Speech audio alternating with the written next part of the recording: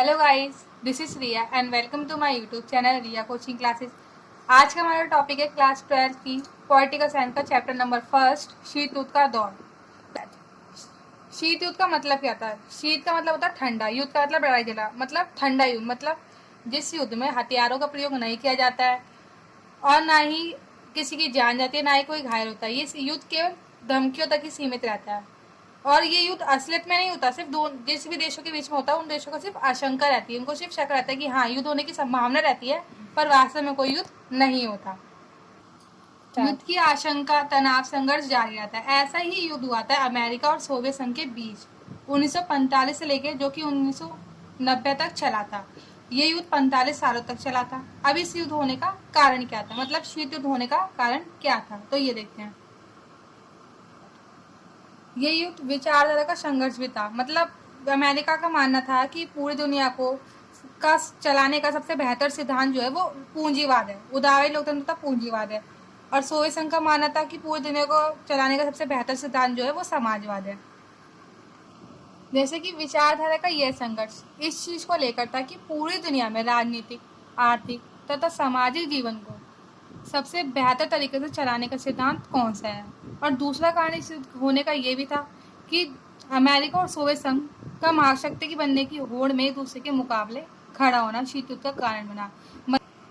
मतलब अमेरिका चाहता था कि पूरे विश्व में केवल वो ही महाशक्ति हो, एक महाशक्ति हो सबसे बड़ी, वो हो अमेरिका। और सोवियत संघ का मानना था कि पूरे विश्व में सिर्फ मैं ही एक महाशक्ति हूँ। तो इन दोनों की आपस में महाशक्ति बनने की होड़ में कि कौन एक दूसरे से बेटर है, तो इसलिए ये शीत युद्ध का कारण बना। अब देखते हैं अमेरिका किसका समर्थक था। अमेरिका उदारवादी लोकतंत्र तथा पूंजीवाद का समर्थक था। सोवियत संघ समाजवाद तथा साम्यवाद का समर्थक था। अब पूंजीवाद का अर्थ था, मतलब पूंजीवाद में किसी भी व्यापार में उनमें व्यापार को बढ़ावा दिया जाता है और जो पूरा बिजनेस होता है वो निजी हाथों में होता है। मतलब जो लोग उसको कर रहे हैं केवल उन्हीं का हस्तक्षेप रहेगा, कितना उत्पादन करना है, कितना क्या करना है, उसमें सरकार का हस्तक्षेप बहुत कम होता है और इसमें व्यापार को ज्यादा वैल्यू दी जाती है, मुनाफा बेनिफिट करने को ज्यादा वैल्यू जाती है। ठीक है, अब देखते हैं समाजवाद तथा साम्यवाद का मतलब क्या था। सारी व्यवस्था इसमें सरकार के हाथ में होती है, लोगों का हक नहीं होता कि वो कितना उत्पादन करेंगे और कैसे करेंगे, और ये लोग सीधे तरीके से निजी व्यवस्था का विरोध करते हैं। अब प्रथम विश्व युद्ध जो हुआ था वो कब से कब तक चला था? प्रथम विश्व युद्ध 1914 से 1918 तक चला था और द्वितीय विश्व युद्ध 1939 से 1945 तक चला था। द्वितीय विश्व युद्ध चला किन किन देशों के बीच में था?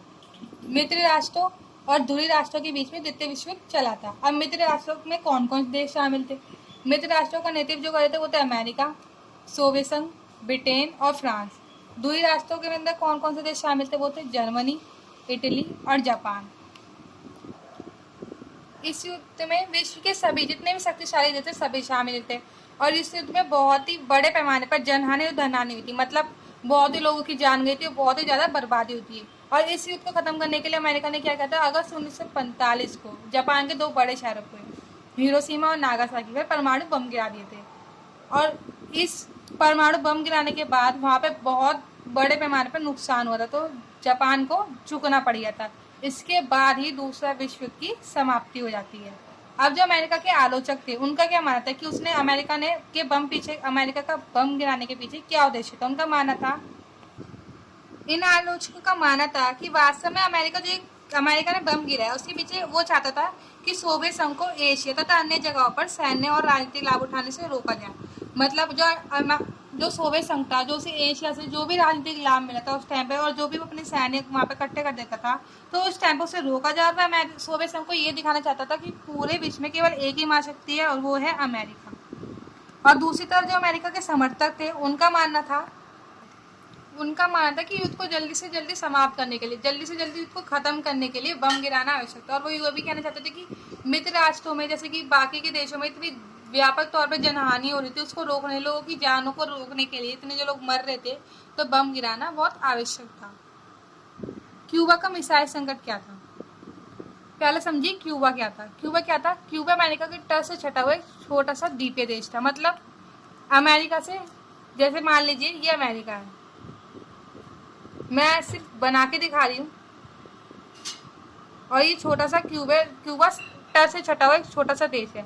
अमेरिका क्यूबा के पास था, इसका अर्थ ये नहीं था कि वो अमेरिका के विचारधारा से प्रभावित था, नहीं, उसका झुकाव सोवियत संघ की ओर था। उसका माना, क्योंकि उसे सोवियत संघ से उसे वित्तीय सहायता मिलती थी, आर्थिक सहायता मिलती थी, और भी कई तरीके की सहायता क्यूबा को सोवियत संघ से प्राप्त होती थी।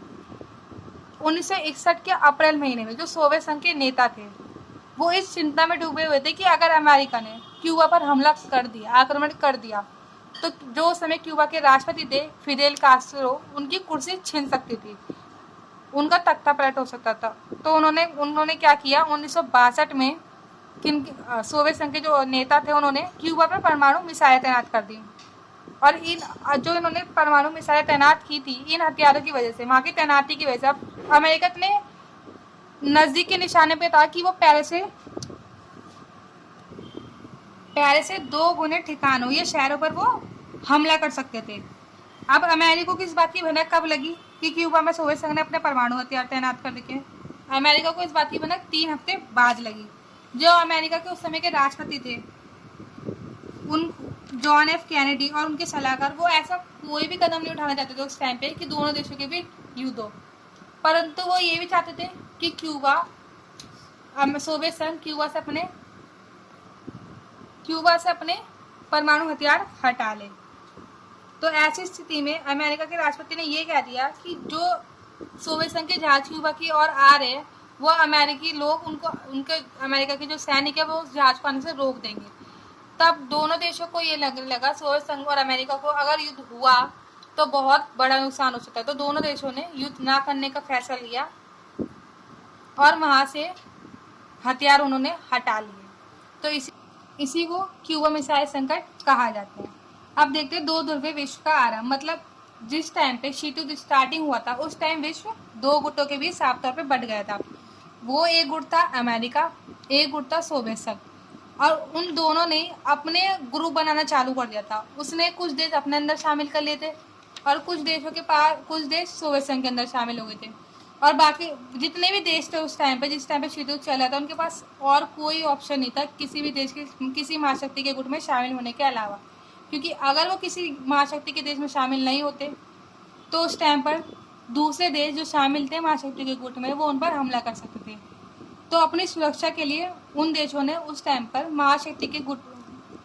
महाशक्ति तथा उनके गुटों में शामिल होना ही ठीक समझा, क्योंकि उन देशों को महाशक्ति से स्थानीय प्रतिद्वंदी देश के विरुद्ध सुरक्षा का आश्वासन मिलता था। दूसरे देश जो दूसरे गुट के अपोजिट देश थे, तो उनसे एक तो मिलता था कि वो देश उन पर आक्रमण नहीं कर पाएंगे, एक उन्हें वित्तीय सहायता मिलती थी और आर्थिक सहायता मिलती थी। और ऐसा ही बंटवारा सबसे पहले यूरोप में हुआ। यूरोप के उस टाइम पे पश्चिमी यूरोप के जो जितने भी देश थे उन्होंने क्या किया, अमेरिका की साइड ली और वे अमेरिका के ग्रुप में शामिल हो गए। बाकी जो पूर्वी यूरोप के देश थे वो सोवियत संघ के ग्रुप में शामिल हो गए थे। जो ये उस टाइम पे यूरोप बढ़ गया था दो ग्रुप्स में, तो इन्हें पूर्वी और पश्चिमी खेमों के नाम से भी, गठबंधन के नाम से भी जाना जाता है। फिर पश्चिमी गठबंधन ने खुद को एक संगठन का रूप दिया। अप्रैल 1949 में 1949 में नाटो की स्थापना हुई। किसने की थी? अमेरिका ने की थी। उसमें कितने देश सम्मिलित थे? उसमें 12 देश सम्मिलित थे और नाटो की फुल फॉर्म है उत्तर अटलांटिक संधि संगठन। इस संगठन ने घोषणा कर दी, ये कहा कि अगर उत्तरी अमेरिका अथवा यूरोप के इन देशों में से किसी एक पर भी हमला हुआ तो उसे संगठन में जितने भी देश सम्मिलित थे, मतलब 12 देश जो सम्मिलित थे, वो उसे अपने ऊपर हमला मानेंगे। और नाटो में जितने भी सम्मिलित देश है वो एक दूसरे की सारे सहायता करेंगे। अब इसी को देखते हुए सोवियत संघ ने भी एक गठबंधन बनाया, उसका नाम था वार्सा संधि और इसकी स्थापना सन 1955 में हुई थी। इसका मुख्य काम क्या था? इसका मुख्य काम था जो नाटो में सम्मिलित देश है उनका यूरोप से मुकाबला करना। स्टार्ट। महाशक्ति के बीच तनाव का कारण यूरोप बना, मतलब क्योंकि महाशक्तियों ने अपने अपने गुटों में, अपने अपने ग्रुप में शामिल करने के लिए देशों पर अपनी शक्ति का इस्तेमाल किया। उन्होंने उन देशों पर जाकर अपना कब्जा कर लिया, अपने सैनिक वहां पर भेज दिए, अपने सैनिक वहां पे स्थापित कर दिया। तो इसलिए उन देशों को भी महाशक्ति के ग्रुप में शामिल होना पड़ा। ऐसे ही पूर्वी यूरोप ने किया था सोवियत संघ की दखल अंदाजी। महाशक्तियों ने अपने अपने देशों में अपने अपने गुटों में, अपने अपने ग्रुप में शामिल करने के लिए देशों पर अपनी दखल अंदाजी जाती थी। ऐसी दखल अंदाजी सोवियत संघ ने की थी पूर्वी यूरोप में। उसने वहां पर अपने सैनिक स्थापित कर दिए थे। इसके प्रभाव से पूर्वी यूरोप को सोवियत संघ के गुट में शामिल होना पड़ा। पूर्वी और दक्षिण पूर्वी एशिया तथा पश्चिम एशिया ने भी अमेरिका का गठबंधन का तरीका अपनाया। वो भी अमेरिका के ग्रुप में शामिल हो गया था और इन गठबंधनों को नाम दिया गया था। इन गठबंधनों को दक्षिण पूर्व एशियाई संधि संगठन सीटो और केंद्रीय संधि संगठन सेंटो कहा जाता था। इसके जवाब में सोवियत संघ ने भी चीन से और कई देशों से उत्तरी वियतनाम, उत्तरी कोरिया तथा इराक के साथ अपने संबंधों को मजबूत किया था। अब महाशक्तियों को इतनी शक्तिशाली होने के बाद गुट बनाने की आवश्यकता क्यों पड़ी?